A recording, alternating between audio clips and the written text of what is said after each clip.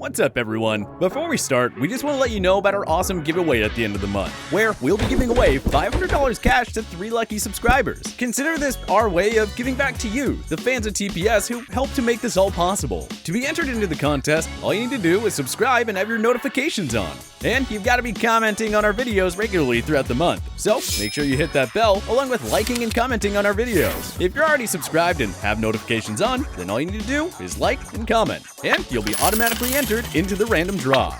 Good luck!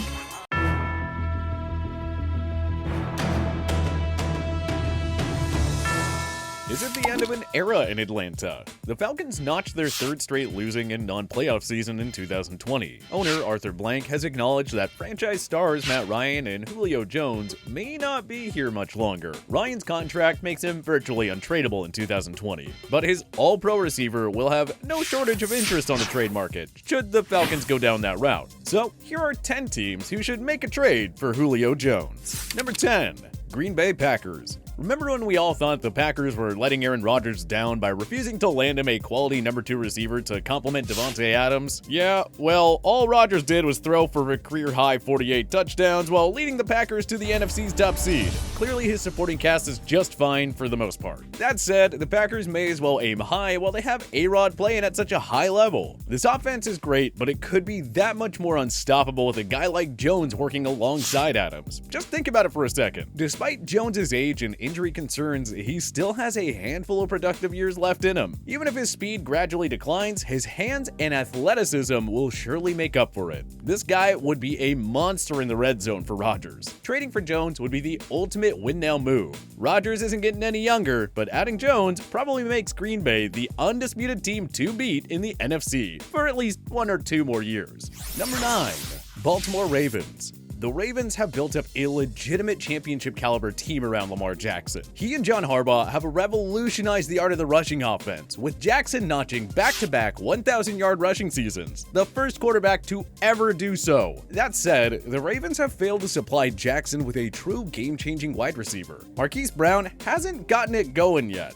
And 2019 third-rounder Miles Boykin doesn't appear to be the answer. With a superb rushing game, an elite offensive line, and a scary good defense, the Ravens check off most of the boxes for a Super Bowl team. But you need someone who can stretch the field and move the chains on third downs. The Ravens love trading for veterans who appear to be at the end of the line, only to enjoy a late resurgence. See Steve Smith, Mike Wallace, Justin Forsett, and more recently, Calais Campbell. So why not make a play for Jones, who would finally give Lamar the ultimate game breaker he's been lacking in his aerial attack? And surely, Jones would love to play for a contender with his prime years winding down, don't you think?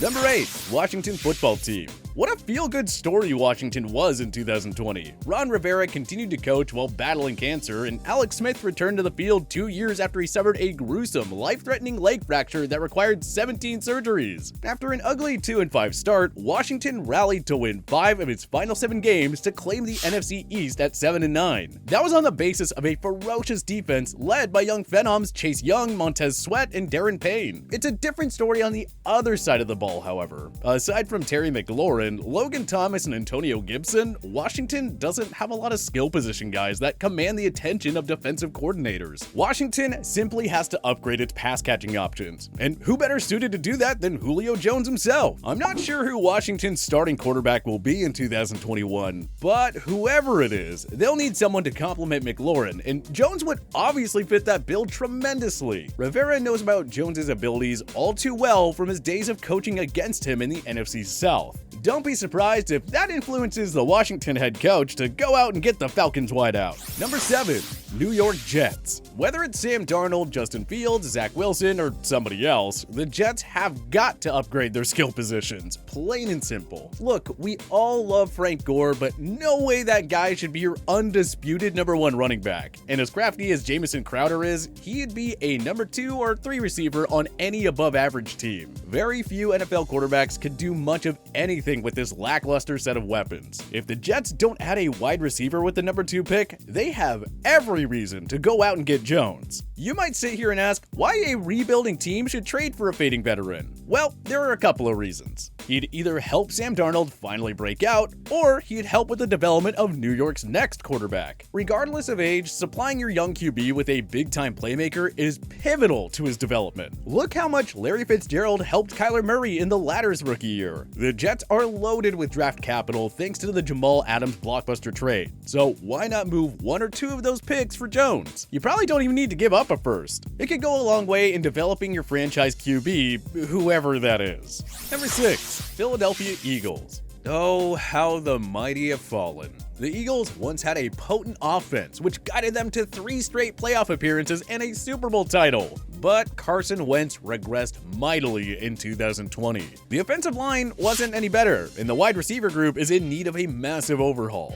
Deshaun Jackson and Alshon Jeffrey are well past their primes and probably won't be on the roster in 2021. 2019 second-rounder J.J. Arcega-Whiteside already looks like a bust. The Eagles still have enough veteran talent in place to contend in the weak NFC East. Whether it's Jalen Hurts or somebody else behind center in 2021, this team has got to retool the receiving core. Adding Jones would change the entire dynamic of this Philly offense. They would finally have a legitimate number 1 receiver again, a guy who can consistently move the chain while giving them a serious home run threat. Philly is not far off from contending again in the NFC. Acquiring a player like Jones could be all it takes. Number 5. Indianapolis Colts. The Colts are firmly in win now mode. After acquiring their new starting QB Carson Wentz, Chris Ballard and Frank Reich have every reason to make a push for Jones. T.Y. Hilton is a free agent, and even if the Colts bring him back, he simply isn't a number 1 receiver anymore. Youngster Zach Pascal is better served in a number 2 or number 3 role. The Colts have a very efficient offense here, but why settle for good when you can be great?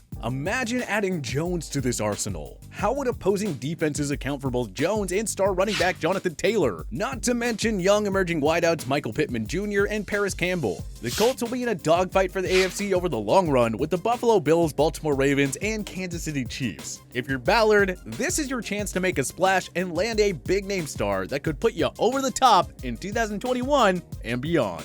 Number 4. San Francisco 49ers. You have to think savvy GM John Lynch will be pretty aggressive following a disappointing 6-10 season that was marred by injuries. The way the current roster is constructed, the 49ers should be contenders again in 2021. That said, it wouldn't hurt to add an extra weapon or two in Kyle Shanahan's offense. Speaking of Shanahan, he was the offensive coordinator when Jones and the Falcons went all the way to Super Bowl 51. Don't try telling us Shanahan and Jones wouldn't be keen on a reunion. We're not sure if Jimmy Garoppolo will be the quarterback in San Fran next season, or if it'll be somebody else. Either way, Jones would take this explosive offense to a whole new level. Shanahan's rushing offense is tough enough to begin with. Now imagine having to account for George Kittle, Deebo Samuel, Brandon Ayuk, and Julio Jones in the passing game. Another reason for the 49ers to throw all their chips on the table and do whatever it takes to get Jones. Number 3. Chicago Bears. There's a good chance the Bears lose top wide receiver Allen Robinson in free agency. If they do, GM Ryan Pace will feel the pressure to bring in a new number 1 receiver. Enter Julio Jones. Or, the Bears could aim for the stars by re-signing Robinson and then trading for Jones too. That would be quite the dynamic 1-2 punch to complement breakout running back David Montgomery. The Bears have never really had a stellar wide receiving duo, at least in the Super Bowl era. Maybe when they had Brandon Marshall and Alshon Jeffrey? But anyways, by bringing in Jones, this team would be well equipped to keep pace with Aaron Rodgers and the NFC North rival Packers. We're not sure who the quarterback in Chicago will be next season, but whoever is tasked with that role will need a grade A supporting cast, and bringing in Jones would be a nice start.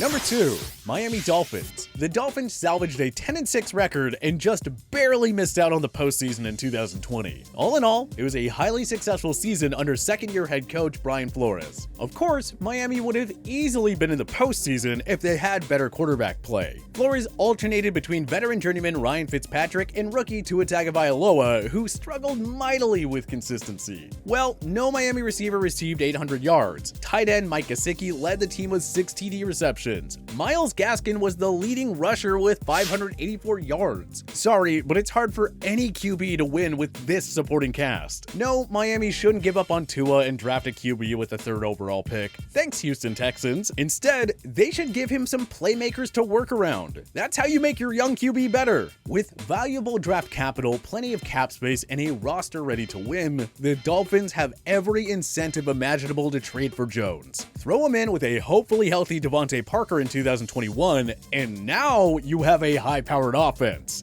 Tua time will really take off in 2021. This feels like the perfect match, at least on paper. Number 1. New England Patriots.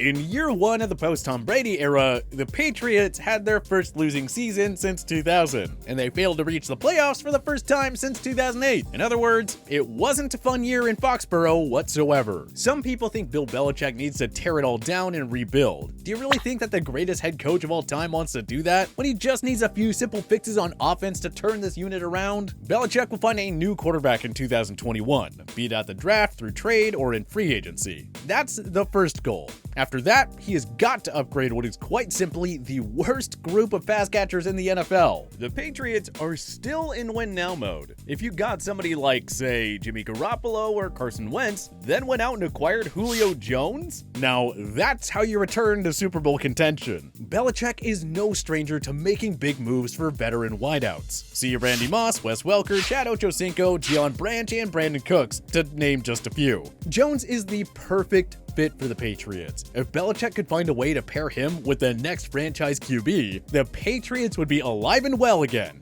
Add it all up, and the New England Patriots is the best and most logical landing spot for the future Hall of Fame receiver. What about you? Where do you think Julio Jones will play in 2021? Join us in the comment section below. If you like this video and learned a thing or two, clicking the like button helps out a ton. And hey, we appreciate it. If this is your first time coming around to TPS though, subscribing is a great idea because we put out videos like this every single day. But as always, thanks for watching and we'll see you guys next time.